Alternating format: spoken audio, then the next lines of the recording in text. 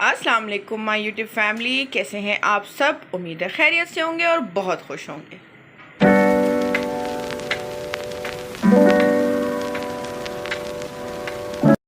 Okay جی، آج ہم بنانے جا رہے ہیں اپنی ماں کے اسٹائل کا اچار۔ ہماری امی بناتی ہیں اچار، بہت ہی مزیدار ہوتا ہے۔ مجھے امید ہے آپ نے کبھی پیاز والا اچار نہیں کھایا ہوگا لائف میں، تو آج ہم آپ کو بنانا سکھائیں گے کہ یہ اچار کیسے بنتا ہے۔ تو ریسیپی کی طرف جانے سے پہلے پلیز میرے چینل کو لائک، شیئر اور سبسکرائب کیجیے گا اور کمنٹس بھی کیجیے گا، اور برابر میں جو بیل آئیکن کا بٹن ہے اس کو بھی پریس کیجیے گا تاکہ ٹائم ٹو ٹائم آپ کو میری ویڈیوز ملتی رہیں۔ اب چلتے ہیں ریسیپی کی طرف۔ تو ہمیں کیا کیا چاہیے؟ یہاں لے لیے ہیں پیاز، ٹھیک ہے، بس اس سائز کی پیاز لے لیں گے اور ان کو چھیل کے اور کٹ لگا لیں گے ایک ایک بیچ میں، ٹھیک ہے، بہت گہرا کٹ نہیں لگانا ہے، بس نارمل سے کٹ لگانا ہے۔ اور یہ تقریباً 4 کلو پیاز ہے، ٹھیک ہے جی۔ ہری مرچیں لے لی ہیں تقریباً آدھا کلو، اس کی ڈنڈیاں نکال دی ہیں، ٹھیک ہے، اور ان کو ایسے صاف واش کر کے بالکل ڈرائی کر دیا ہے۔ گاجر لے لیے ہیں تقریباً 1 کلو، ٹھیک ہے، اس کو ہم نے 1 کلو گاجر لے کے چھیل کے اور کٹ کر کے اس کو ہم نے تقریباً 30% تک بوائل کیا ہے، ٹھیک ہے، ورنہ یہ سخت ہو جاتی ہیں اچار میں۔ 30% تک آپ نے اس کو بوائل کرنا ہے، پھر اس کو بالکل ڈرائی کرنا ہے تاکہ اس کے اندر پانی نہ رہے، یہ بالکل خشک ہے، ٹھیک ہے جی۔ مسالوں میں ہم نے لے لیے ہیں 100 گرام لے لیے ہم نے کٹی ہوئی لال مرچ، 50 گرام ہم نے لے لیا ہے اس میں رائی دانہ، 50 گرام کلونجی، 50 گرام میتھی دانہ، 50 گرام ہم نے سونف لے لیے ہیں، اور 2 ٹیبل سپون بھر کے آمبا ہلدی لیے ہے، اور نمک ہم نے لے لیا ہے تقریباً 5 ٹیبل سپون، ٹھیک ہے جی۔ نمک آگے چل کے ہم ٹیسٹ کریں گے، اگر ہمیں کم لگے گا تو ہم اور بھی شامل کریں گے۔ اچھا، رائی دانہ اور میتھی دانہ ان دونوں کو ہم نے تھوڑا سا دردرا کر لیا ہے گرائنڈر میں، ٹھیک ہے جی۔ اب اس کو ہم بتاتے ہیں کیسے بنانا ہے، ٹھیک ہے۔ اچھا، اور ساتھ ساتھ سرسوں کا آئل بھی لے لیا ہے، ٹھیک ہے، یہ تقریباً 2 کلو لیا ہے آئل۔ اگر ہمیں کم لگے گا تو ہم اس میں اور بھی شامل کریں گے، لیکن فی الحال ہم نے اس میں 2 کلو آئل لیا ہے، ٹھیک ہے جی۔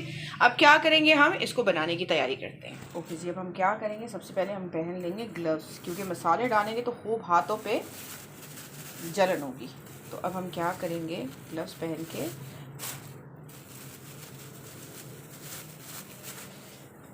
یہ چیزیں شامل کریں گے۔ سب سے پہلے ہم نے لے لیے گاجر، پیاز میں ہم یہ شامل کر لیں گے، اس کو مکس کرنا ہوگا بڑا مشکل، کیونکہ اس سے بڑا برتن تھا نہیں ہمارے پاس۔ اچھا جی، اب ہم کیا کریں گے، سارے مسالے ڈالیں گے، ٹھیک ہے۔ یہ کٹی ہوئی لال مرچ، بسم اللہ الرحمن الرحیم،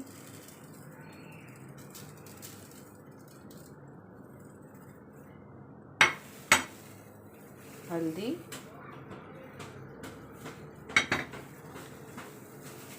میتھی دانہ، سونف،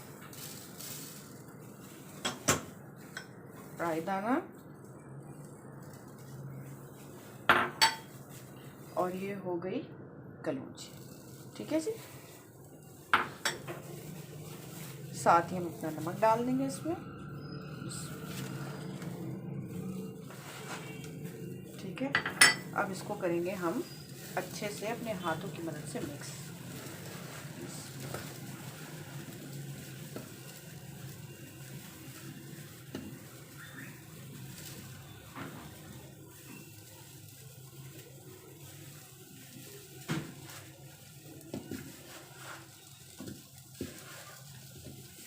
اس کو مکس کرنے کا پروسیس جو ہے بہت مشکل ہے، کیونکہ ہمارا برتن چھوٹا ہے، تو ذرا مشکل سے مکس ہوگا۔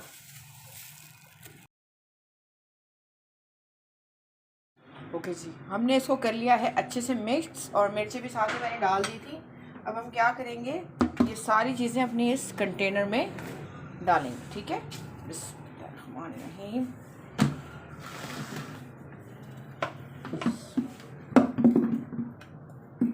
اوکے جی، ہم نے اس کو اچھے سے مکس کر لیا ہے، ٹھیک ہے۔ اب ہم اس میں شامل کریں گے اپنا آئل، بسم اللہ الرحمن الرحیم۔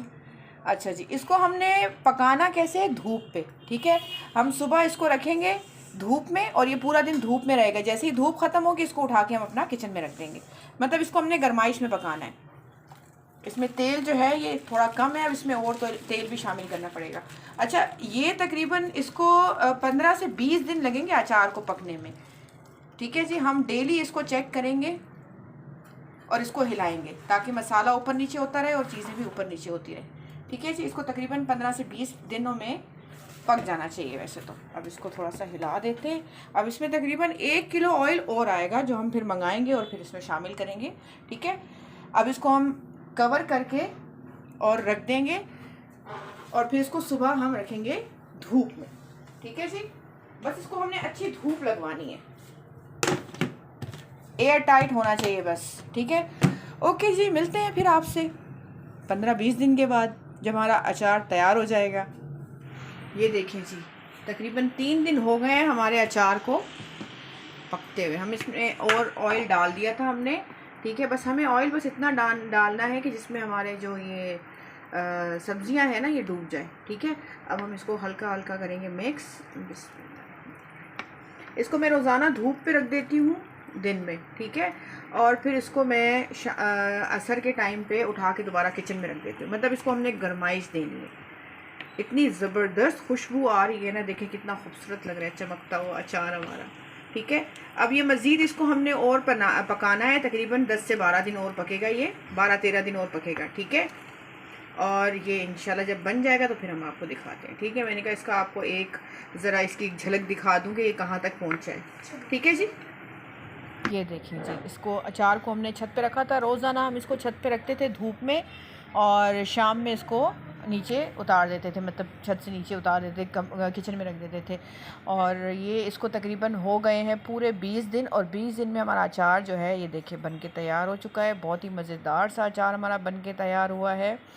अब हम क्या करेंगे, बस अब इसको अच्छे से मिक्स करेंगे और फिर उसको जार में भर लेंगे। ये देखिए जी, इसको मैंने जार में भर लिया है, ठीक है। अब इसको आप इंजॉय करें मज़े से, हर खाने के साथ आप इसको इंजॉय कर सकते हैं। सुबह पराठे के साथ भी बहुत अच्छा लगता है और दाल चावल के साथ, सब्ज़ी के साथ, पुलाव के साथ, मतलब किसी भी चीज़ के साथ जो आपको पसंद हो उसके साथ आप ये अचार खा सकते हैं। बहुत ही मज़ेदार है और आई होप आपने ये रेसिपी इंजॉय की होगी। प्लीज़ ज़रूर ट्राई कीजिएगा और मुझे कमेंट्स में बताइएगा कि आपको कैसा लगा है।